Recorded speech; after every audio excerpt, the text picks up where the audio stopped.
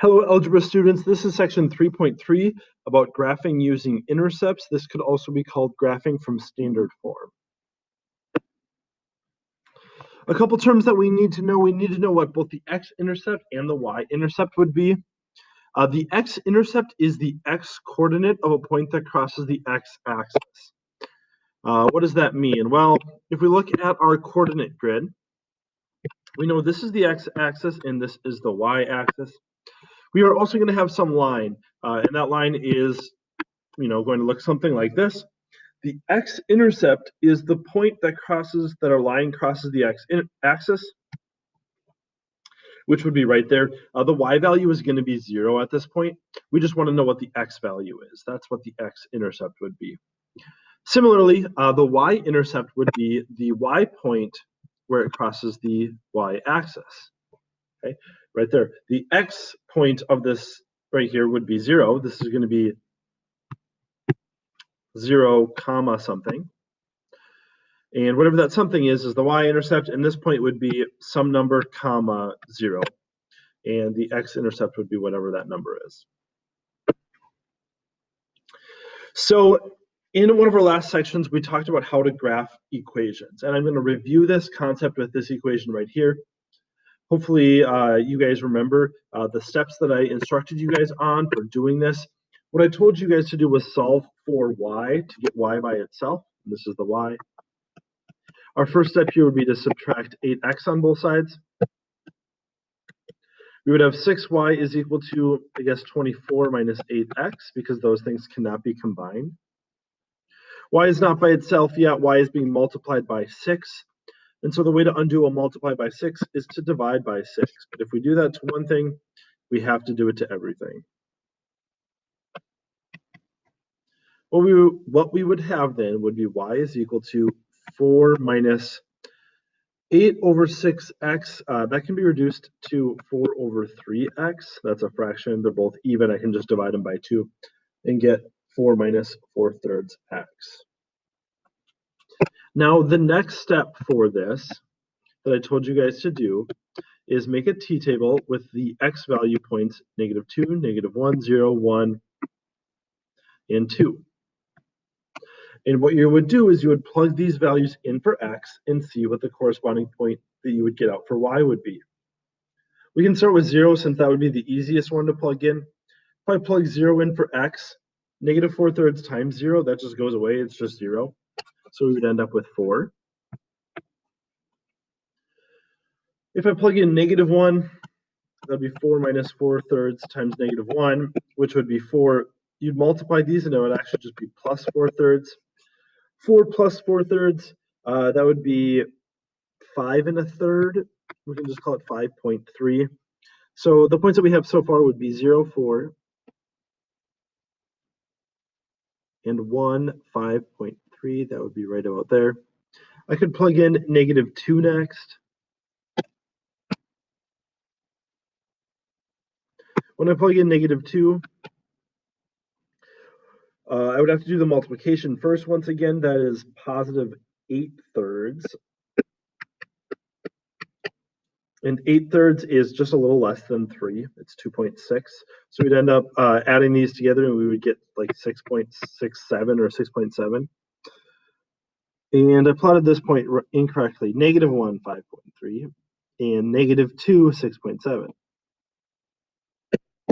That was a test or whatever teachers say. All right, so now we have to plug in the number +1. 4 minus, 4/3 times 1 is just 4/3.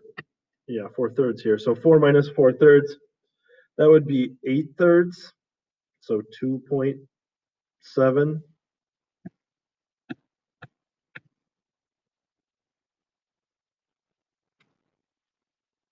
And then we'd plug in +2. And plugging in +2 here, that would be 8/3. This is, you guys can do this with a calculator, right? That would just be 4/3 or 1.3. So 2, 1.3 and 1, 2.7. They should all make a line. and I could connect those, and I would have graphed the equation. That is a fine way to do that. It probably wouldn't be anyone's favorite. It did require a little bit of work, and I know I wasn't using a calculator, which you guys would have been, but still it ended up with a lot of decimals and fractions and weird things like that. But that is the previous method that we talked about, how to graph equations that look like this. What I want to get you guys to try to think about is an alternative way to graph these equations, and that is called graphing using intercepts. Specifically, when I want you to use graphing using intercepts is when the equations look like ax plus by is equal to c. Now that is what we have here. We have something x plus something y is equal to some other number. In these instances, I want you to think I want to graph using intercepts. And in order to graph using intercepts, what I want you to do is I want you to make a little XY table, just like the one we had here, but instead of plugging in -2, -1, 0, 1, and 2, I want you to plug in zeros in the corners. So 1, 0 for X with a space here, and then a 0 for Y right below it with a space next to the X. This process is going to be very quick if we know what we're doing most of the time. Here's what you would do. You're just making this t-table, and what you would do is you would first plug in 0 for X. Plugging in 0 for X just makes this go away, right? Because 8 times 0 is just 0. And we have 6y is equal to 24. How do we solve that equation? Well, we would divide by 6, and we would get y is equal to 4. That's the first thing you would do. After that, you're going to follow your t-table still. And your t-table now says plug in 0 for y. So you'd plug in 0 for y, and then the y would go away, right? Because 6 times 0 is 0. So then you have 8x is equal to 24. We need to solve this for x, so we would divide by 8. And we would get x is equal to 3. Now I would plot these 2 points very carefully. 0, 4 is right here, and 3, 0 is right there. And I would connect them.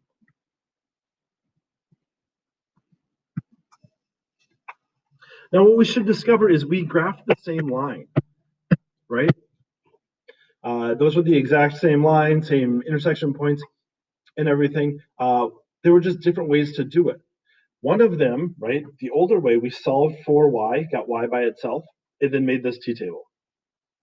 That's good. You're going to use these skills in the rest of this year and in Algebra 2.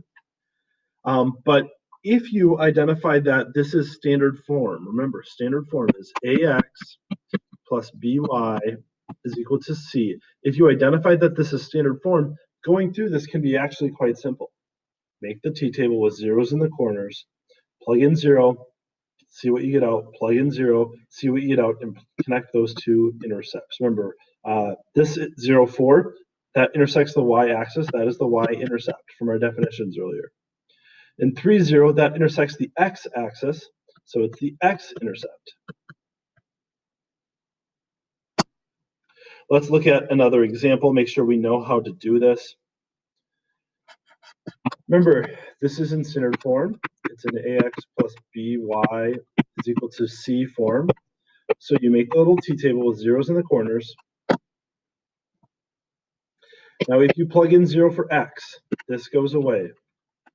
And you have 5y is equal to -15. I want to get y by itself, so you can just divide by 5. And you would have y is equal to -3. That goes right there. Up next, you would plug in 0 for y. Plugging in 0 for y, 5 times 0 is 0, so this just goes away. And you have -3x is equal to -15. I want to solve for x, so I divide by -3. If I do it to one side, I have to do it to the other. Cancels. You get x is equal to +5. Now plot these 2 points, 0, -3, and 5, 0, and then connect them. This, of course, is your x-intercept, and this is your y-intercept. Hence, we call it graphing using the intercepts. We found both of the intercepts, and we just connected them.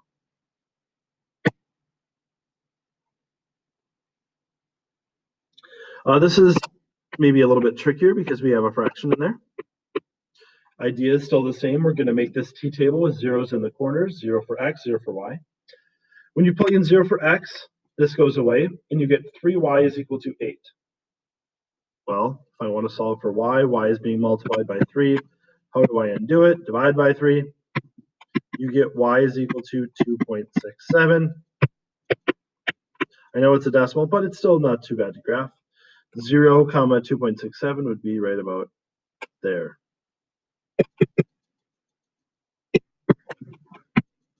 Up next, you are going to plug in 0 for y, which makes that go away, because 3 times 0 is 0.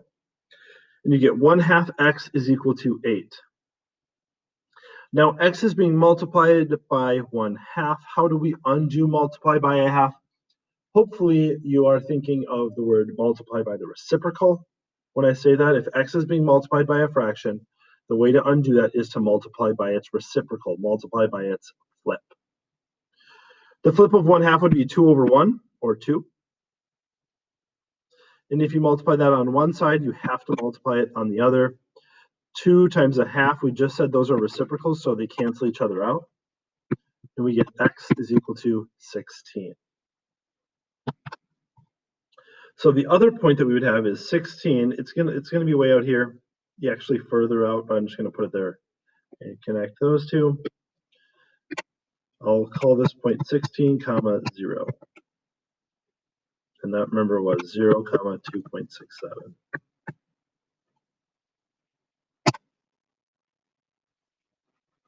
Last one I want to look at is not in standard form.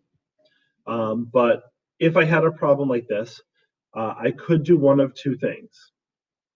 I could say, hey, I want to get y by itself. So divide by 5, divide by 5, divide by 5. And then I would have y is equal to 3 plus 2 over 5x. And then make the t-chart, -2, -1, 0, 1, and 2. That would be the older method, remember, from the beginning of the lecture. Or, that's one thing you could do. Or you could work to rearrange this so that the x is here, and then the y, and then the equal sign, and then the thing that doesn't have any x's or y's. That's called the constant. The first thing you would do here is subtract a 2x, because we have a positive 2x. If you do that to one side, you would have to do it to the other. And what you would end up with is -2x plus 5y is equal to 15. And then we could make our t-table. And why don't you guys go ahead and try to do that, pause it here, and see how that goes for you. Make sure you do it correctly. X, Y, 0, 0. If I plug in 0 for x, this one goes away, and I would get 3. Divide by 5, divide by 5. 15 over 5 is 3.